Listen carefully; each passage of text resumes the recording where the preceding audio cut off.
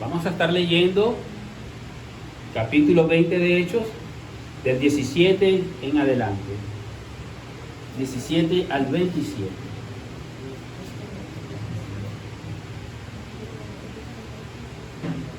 Pablo llega a Mileto y desde Mileto Pablo mandó llamar a los líderes religiosos de la iglesia de Éfeso.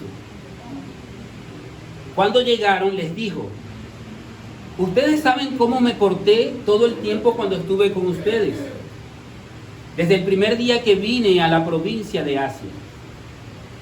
He servido al Señor con toda humildad y con lágrimas, a pesar de haber sido sometido a duras pruebas por las maquinaciones de los judíos. Ustedes saben que no he vacilado en predicar todo lo que les fuera de provecho, sino que les he enseñado públicamente y en las casas, a los judíos y a los que no son judíos. Les he instado a arrepentirse ante Dios y a creer en nuestro Señor Jesucristo. Y ahora tengan en cuenta que voy obligado por el Espíritu, sin saber lo que allí me espera. Lo único que sé es que en todas las ciudades el Espíritu Santo me asegura que me esperan prisiones y sufrimientos. Sin embargo, considero que mi vida carece de valor para mí mismo, con tal que termine mi carrera y lleve a cabo el servicio que me ha encomendado el Señor Jesús, que es el de dar testimonio del Evangelio de la gracia de Dios. Escuchen, yo sé que ninguno de ustedes, entre quienes he andado predicando el reino de Dios, volverá a verme.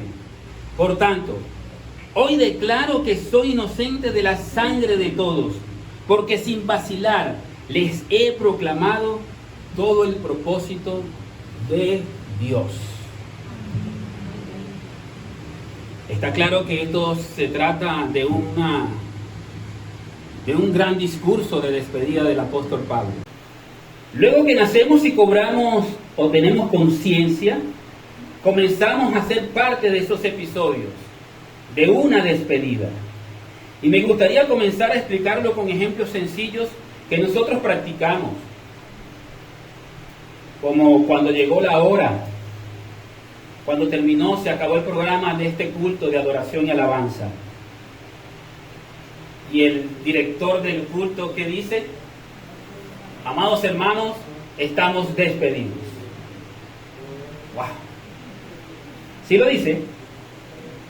Pero sale otro por ahí jocoso y dice: ha concluido el acto. Ha consumado, se ha consumado todo. Y las palabras de consolación que tú pudieras escuchar y que creo que más siempre atesoramos son: despedidos de este lugar, mas no de la presencia del Señor. Y sale más adelante el que dirige el servicio: aprovechen para saludarse, para abrazarse y compartir con sus hermanos. Porque que las despedidas, ¿verdad?, suenan así como que un poco, a mí eso lo pone a uno como a pensar y a sudar, ¿verdad? Otro ejemplo de esa celebración, otro ejemplo que pudiéramos significar, ¿verdad?, es de la celebración, por así decirlo, cuando ya tú terminaste la carrera, cuando ya tú terminaste una encomienda, cuando entregas incluso un cargo o una función. No hay momento más reconfortante que el momento en que puedas decir en la despedida de tus amigos, de tus compañeros: lo logré. Gracias a ustedes, gracias amigos, hermanos, terminé. Puedo decir: misión cumplida.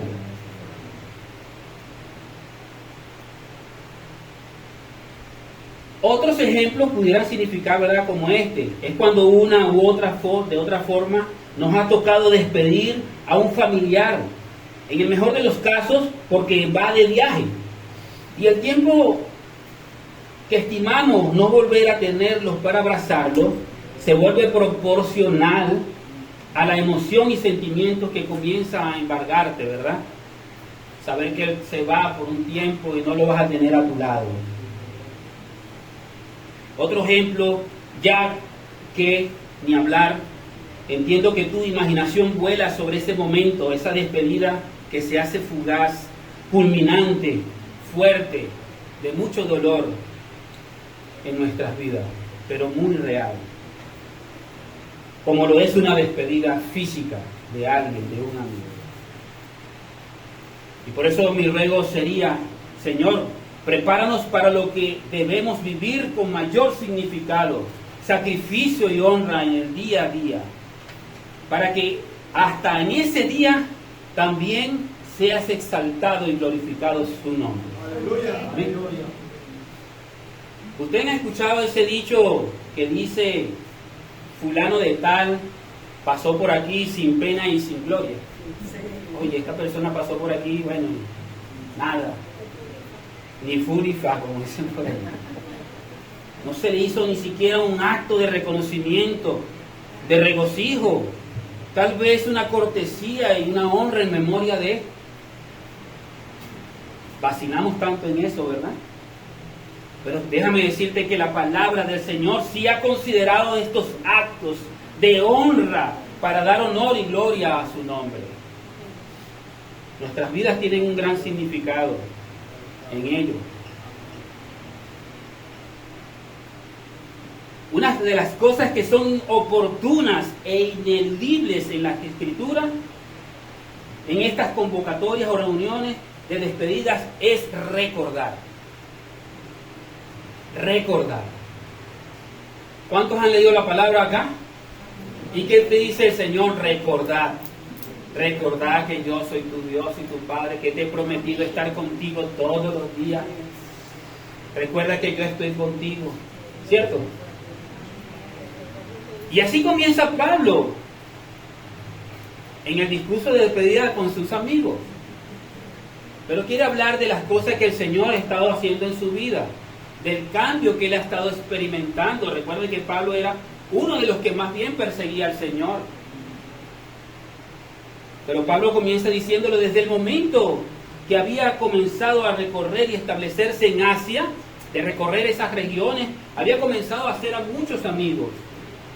Y les dice, recuerda que procuré comportarme a la altura con ustedes, cuidadoso de su comportamiento. Él expresa que fue cuidadoso de su trato, celoso y cuidadoso con las relaciones. ¿Sabe? Una de las cosas que están más abiertas en una relación y que debemos cuidar, no caer en señalamientos, en chismes, en murmuraciones, en peleas.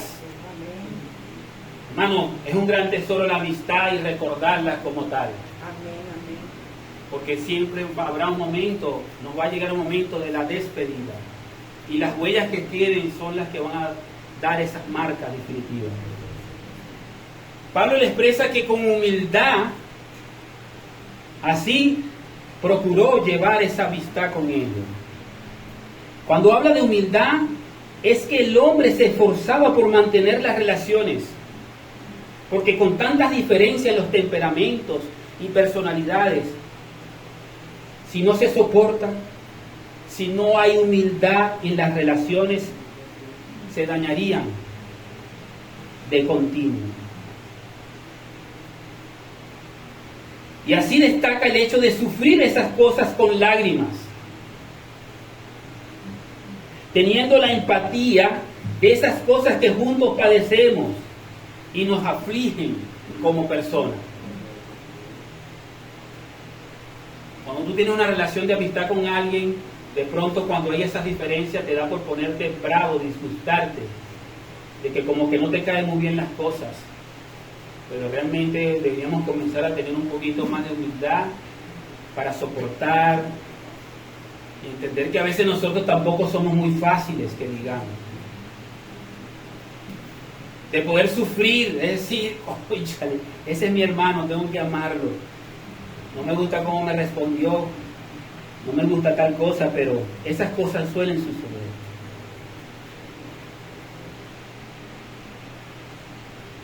No vemos pues a nuestro alrededor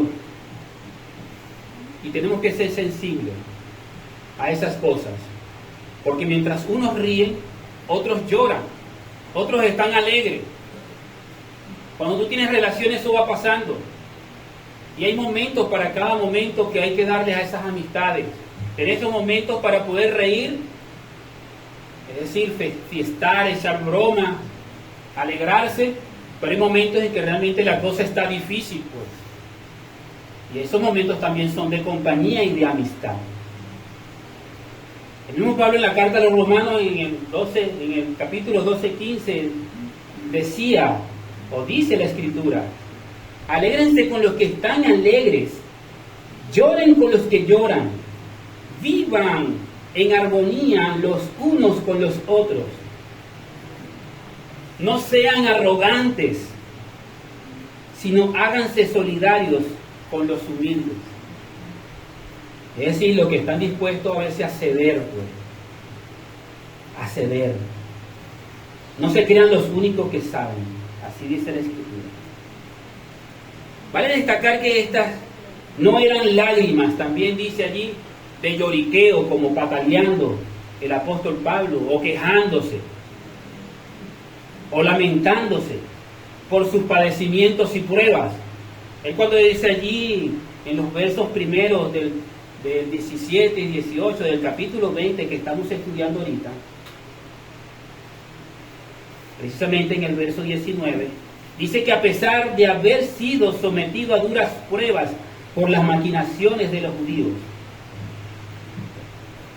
es decir, a pesar de todo, para adelante, que esto es para valientes.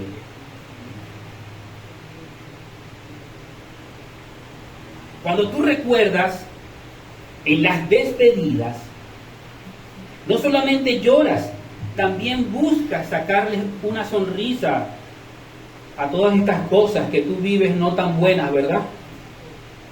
Busca como que también en esa relación de amistad, buscar el lado bueno precisamente. No precisamente buscar la mancha que ha empañado el vidrio en las relaciones. Hay que buscarle siempre el lado productivo al asunto. Pablo buscó y propició en medio de las dificultades buscar un acercamiento. No solo compartir la enseñanza abierta como se hace acá, cuando tenemos lugar para congregarnos, para tener una escuela de discipulado, para tener un momento juntos de adoración y alabanza en oración a nuestro Señor. Y todo lo que, las actividades que el Señor nos convoca aquí para reunirnos. Sino que Pablo propició también momentos de intimidad. Comenzó a hacer círculos de amistad para tener momentos de privacidad y compartir también en las casas. Por eso es que dice, no le importaba si era de cuál nacionalidad fuera, era un amigo al quien se dio también la tarea de compartir en sus casas. De hecho, en buena hora hay una propuesta por allí, eso es parte de nuestro diario vivir y eso es un gran reto para toda la iglesia, no es para nosotros nada más, a los que Pablo convocó aquí, a los ancianos, a los líderes, a los pastores, es para todos, porque desde tu hogar tú también tienes una función, vamos a decir, sacerdotal, pastoreal, de guiar a tu esposa, a tu familia, de guiar a tus muchachos, de administrar bien tu hogar. Y está una propuesta de comenzar incluso a abrir tu casa y comenzar a tener un círculo de amistad. Comienza a reunirte de pronto con esos hermanos que tú llevas más gusto en tu amistad y poder compartir cosas en común. Y luego que esta práctica se haga extensiva para invitar a otras personas de la sociedad, un amigo de la comunidad, un amigo que ni siquiera ha conocido del Señor en esta reunión, pero que sea partícipe y tenga lugar a conocer del Señor ahí en tu casa, en nuestras casas. Ahí en la Escritura Pablo lo está indicando, que no solamente se daba la tarea a predicar y extender el reino de Dios a través de la predicación pública de estas palabras, sino vivirla y tener ese momento de compartirla en el hogar, en la casa. Estos también son buenos escenarios donde tenemos lugar a reflexionar, revisarnos, y lo más seguro es que entremos a cuentas, una verdadera auditoría de nuestras debilidades y malas acciones. Con esos círculos de amistad en privado podemos revisar y podernos abrir, podemos quizás sí abrirnos sinceramente, de corazón, y poder, ¿verdad?, en medio de esa conversación, ver la necesidad de cuán gran requerimiento tenemos de nuestro Dios y Padre. Lo más seguro es que habrá un espacio para la meditación de cuántas cosas deben ser cambiadas y perfeccionadas en nuestras vidas. ¿Y sabe cómo se le llama a eso, hermano? Arrepentimiento. Unas profundas ganas de cambiar, una necesidad de perdón y práctica de nuestra fe. No sé, pero esta escritura creo que está llevando de forma práctica, pues, cómo es que es el asunto en que somos testigos del Señor.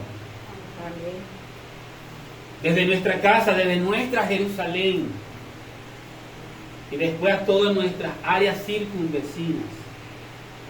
Me deleito en este pasaje, no en sí por el solo hecho de la despedida de Pablo, sino por el contenido del discurso. Esta fue y ha sido la práctica eficaz de la exposición del Evangelio. Pues Pablo le recuerda a ellos: ojo, no vacilé con todas aquellas personas, sin distingo de raza, ni de credo, ni de religión, a todos. No vacilé en hablarles del arrepentimiento para con Dios y de la fe en el Señor Jesucristo. Y esto es lo que hizo el Señor, porque vino primero por los de su casa. ¿Se recuerdan? Y por eso es que el Señor predicó el Evangelio del arrepentimiento: arrepentíos y convertíos para que sean perdonados vuestros pecados. Es decir, cambien su manera de pensar, ya basta, crean en mí, crean en Dios, crean en mi Padre, ven a hablar del reino. Lo mismo hizo Juan el Bautista: arrepentidos, arrepentidos, tienen chance, cambien. Cuando el carcelero, ya en el Nuevo Testamento, es decir, en la predicación del Evangelio, ¿verdad?, escuchamos que el Evangelio, al ver esas grandes señales y prodigios que hubo en los santos que estaban allí privados de libertad, preguntó a ellos: ¿qué debo de hacer? ¿Y qué le contestaron ellos? Cree en el Señor Jesucristo y serás salvo tú y tu casa. Lo que nos lleva a exaltar la preeminencia del amor de Dios con su gracia y poder del Evangelio.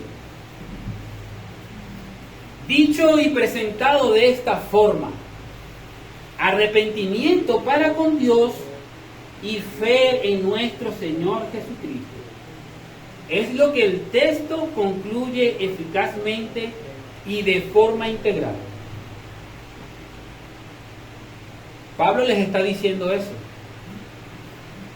Y esto nos lleva a meditar y a considerar que, fíjense bien,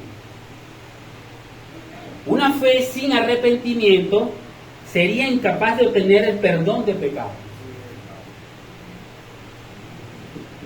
Un arrepentimiento sin fe no puede alcanzar la justicia de Dios. Es decir, ¿nos arrepentimos o nos arrepentimos de verdad? Es decir, no es puro y mero remordimiento de conciencia. Así que no hay fe genuina sin un arrepentimiento sincero. No me vengan a hablar de fe si no existe un verdadero arrepentimiento.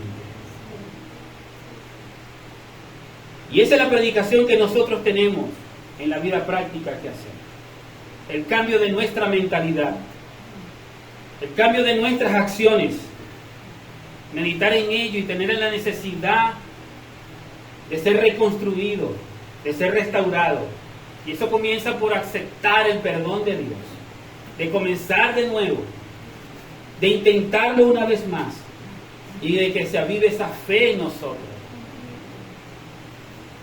Eso mantiene avivada y aumentada nuestra fe. Esta sería una considerable respuesta de mi parte, hermanos, de por qué no soy tan ligero de pasar al frente y conducir una oración de fe de una persona. También debo considerar el arrepentimiento para con Dios. La operación del Espíritu Santo en promover el arrepentimiento. Él es el que convence de pecado. Mira, tú estás mal. Y convence de una gran necesidad de ser perdonados. La necesidad de un redentor. La necesidad de un salvador. Un dador de vida. Y de vida abundante y de vida eterna. Eso es lo que hemos necesitado nosotros. Y eso es lo que necesita el mundo allá afuera.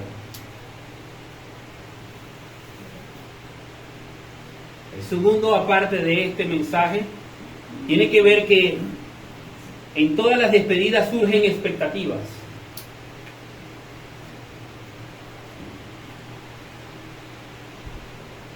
De hecho, la primera parte de la cual estuve hablando dice que en verdad vale la pena porque esto es gloria de Dios. Vivir el Evangelio vale la pena. Amén, amén. Vale el sacrificio porque es gloria del Señor. Amén. Y esta segunda parte del mensaje, pues de verdad que en una despedida, ¿verdad? Surgen expectativas. ¿Sí o no? Surgen esas preguntas comprometedoras como ¿dónde vas a llegar? ¿Qué vas a hacer ahora? ¿Con quién te vas? ¿Cómo me irá en este asunto en que me estoy metiendo? Lo que narra el texto es que Pablo tenía cubiertas la mayoría de las respuestas. En su discurso nos dice, cito los versos 22 y 23 del capítulo 20, dice: ahora tengan en cuenta que voy a Jerusalén obligado por el Espíritu, sin saber lo que allí me espera. Lo único que sé es que en todas las ciudades el Espíritu Santo me asegura que me esperan prisiones y sufrimientos. ¡Wow! Hermano, nosotros nos la pasamos orando, ¿verdad?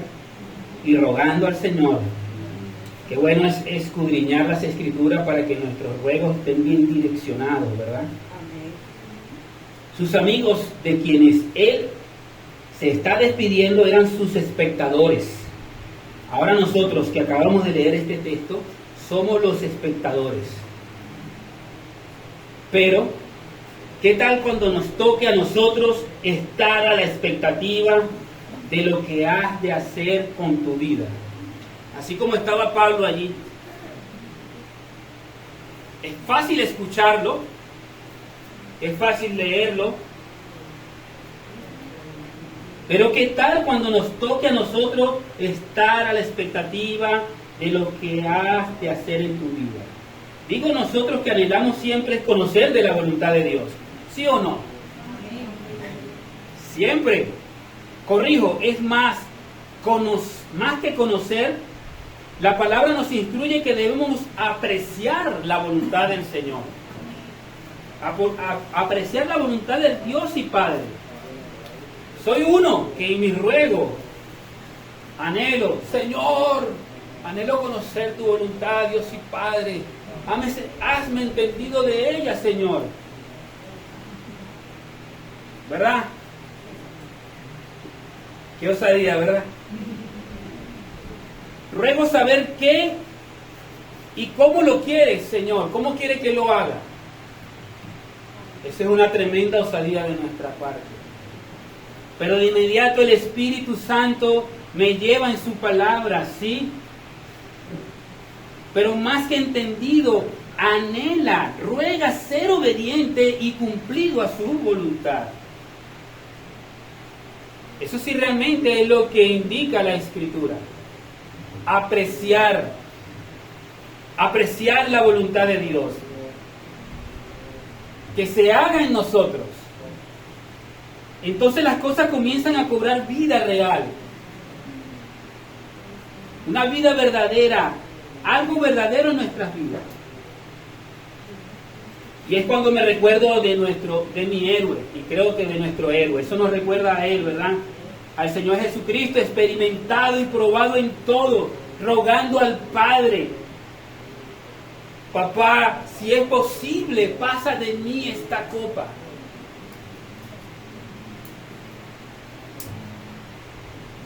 Conocer la voluntad de Dios es algo fuerte, hermano. Es algo único.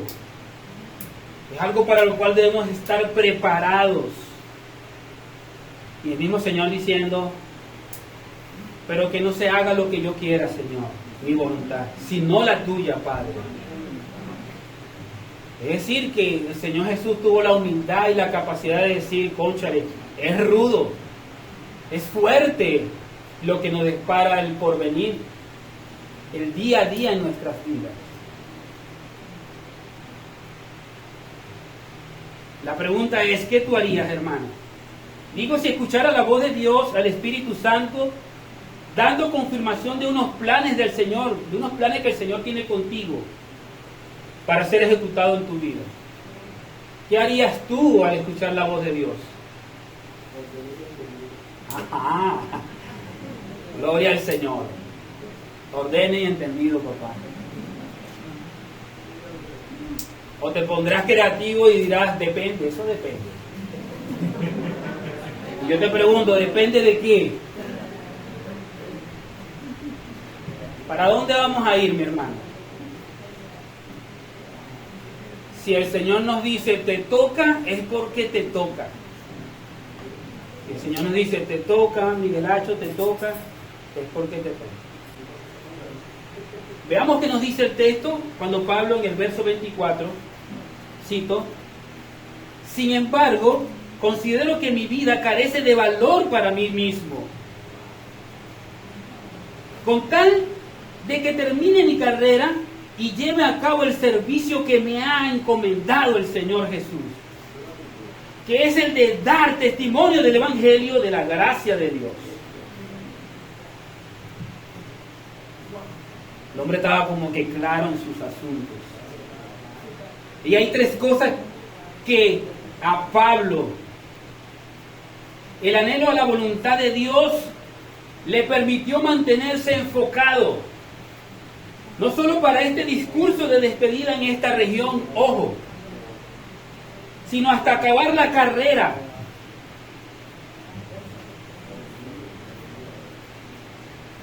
Y saben de ese discurso de la carrera: prepárense. Oye, si hay muchos que realmente se entrenan, se ejercitan, viven el día a día, se mantienen en forma. Y mirando a dónde, donde dice finish, allá, al final, donde dice se acabó, finalizó todo. Y ese anhelo a la voluntad de Dios, como les dije, le permite ver la voluntad, le permite mantenerse enfocado en la voluntad de Dios hasta acabar la carrera.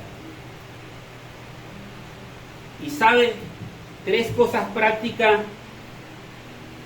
que hace tener ese gran anhelo y apreciar la voluntad de Dios hubo en Pablo. ¿Sabe qué? Ahí lo dice la Escritura: la sumisión, tener claro la sumisión, la meta y disfrutar del viaje. La sumisión porque sus intereses personales, sus pertenencias, sus pretensiones, sus planes, sus proyectos, sus amigos, familiares, hasta su vida misma, estaban en sumisión. Estaban en total dependencia del Señor. Y eso significa humillación, hermanos. Sumisión significa tener la responsabilidad, el carácter, la humildad de humillarse. Incluso ante un hermano usted tiene que aprender a humillarse. Si usted no lo practica con un hermano y usted decide bajar la guardia, ceder, o sea, dar paso, mire, yo dudo que usted pueda humillarse ante el Señor.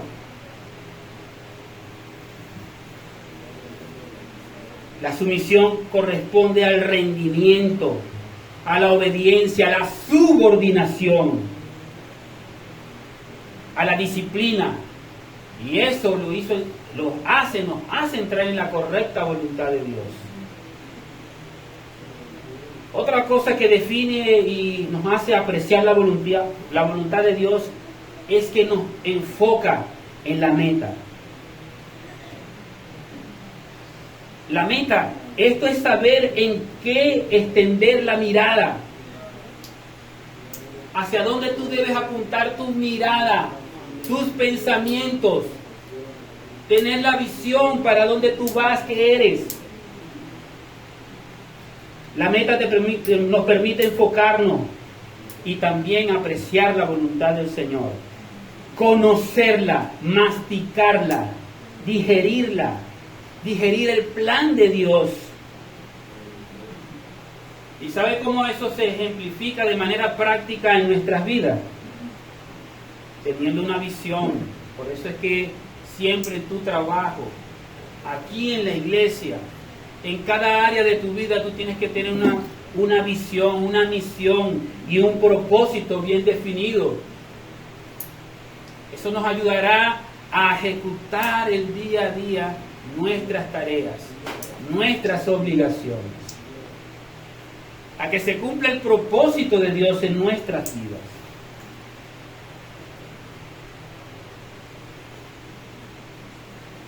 Y por tercero, esa voluntad, apreciarla, decía que nos permite disfrutar del viaje, hermano. La única forma, manera y garantía de que verdaderamente vamos a disfrutar del viaje es si guardamos el gran mandamiento de amarnos, Señor, de amar al Padre, de amar su mandamiento, de amarle. Ahí se pone a prueba día a día nuestro amor por nuestro Padre. ¿Tú me amas en verdad?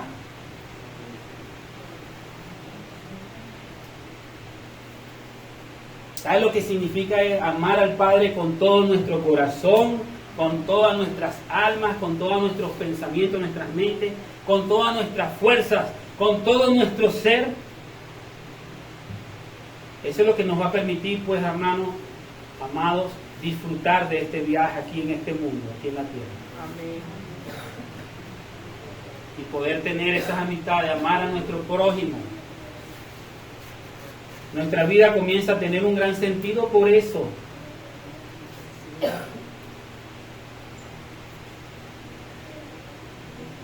Hay muchos que sí, pues, al ver a estas escrituras, jóvenes, adultos, personas, pueden tener una visión concluyente, es decir, una obra creadora, una obra de redención y una obra de salvación. Y así está toda la Biblia. Yo tengo todo seguro. Ya veo, ya la visión está clara. Ya yo sé para dónde voy, para el cielo. Podrían decir, sí, pero tienes que disfrutar del viaje. Tenemos que aprender a vivir.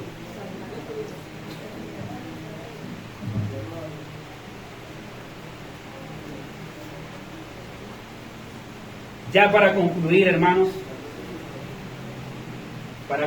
porque esto es lo que el apóstol Pablo está refiriendo y compartiendo con sus amigos. En una nueva y próxima entrega vamos a verificar otros asuntos de esta despedida, pero que nos traen otro mensaje de la gloria del Señor. De verdad, hoy, en este mensaje, debemos concluir y llevarnos a atesorar que realmente vale la pena. Vale la pena el día a día que el Señor nos ha regalado. Y este es el día que ha hecho el Señor para nosotros, para nuestra vida. Vale la pena el sacrificio porque es gloria del Señor. Nuestras vidas deben ser un sacrificio vivo delante de nuestro Dios. Cada detalle de la obra de Cristo en nuestras vidas cuenta, hermano. Si no la obra, su obra habría sido en vano.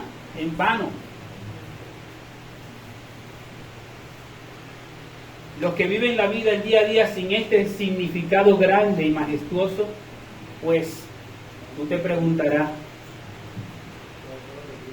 hay muchas vidas vacías sin el conocimiento de esto que nos entrega el Señor a nosotros. Ahora nosotros, pueblo de Dios, aún conociendo la voluntad de Dios para nosotros en el día a día, debemos apreciarla.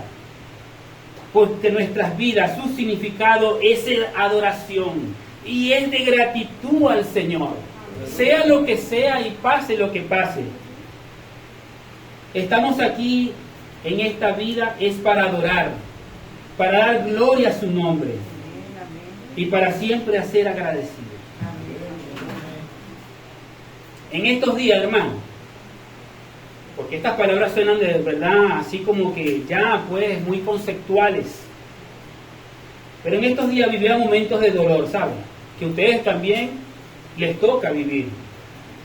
Estaba como abatido, mas no destruido, pero sí a la verdad como sin fuerzas, sin ganas. Ustedes han tenido esos días, ¿verdad, hermano? Que están así como que se le van las energías y las fuerzas.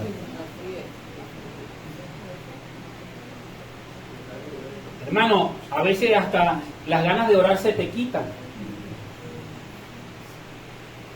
¿Y sabe qué vino a mi memoria? Recordar. Recuerda, hijo mío, recuerda. Arrepentimiento para con Dios. Es decir, ¿yo qué estoy haciendo? Y vino a mi memoria las palabras, las escrituras. Esa palabra de aliento del Señor.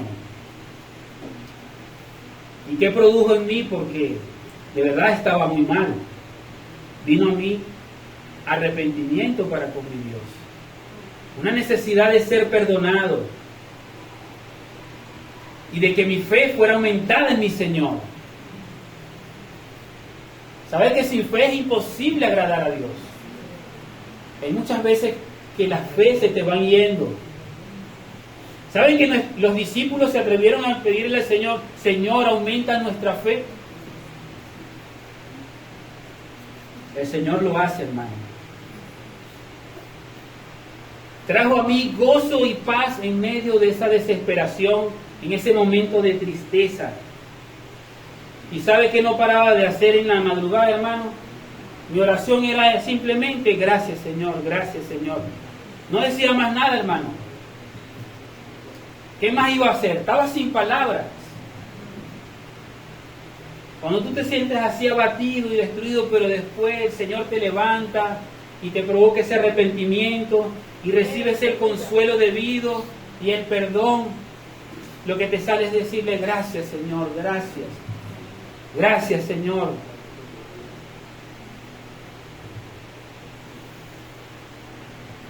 Y esas gracias, porque normalmente cuando estamos así, hermano, el del problema somos nosotros mismos.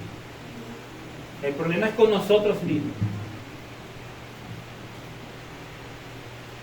Cuando comienza el problema no queremos entender eso. Pero después al final del problema sí lo logramos entender.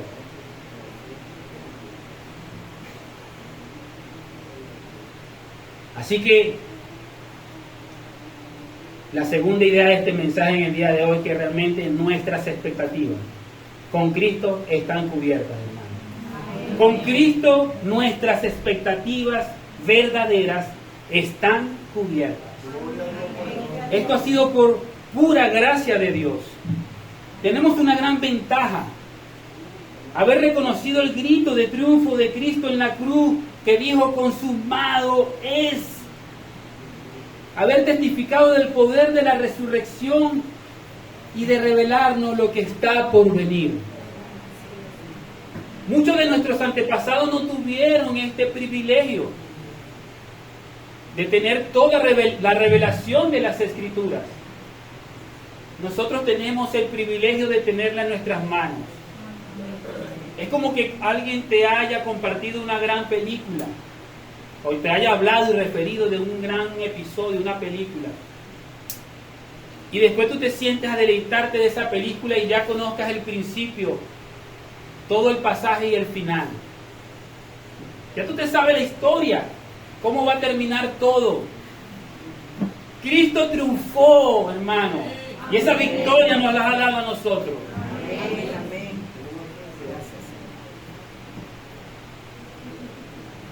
Esa es la expectativa, la perspectiva, claro, que tenemos que tener en nuestras vidas. ¿De dónde venimos? ¿Quiénes somos? ¿Y para dónde vamos?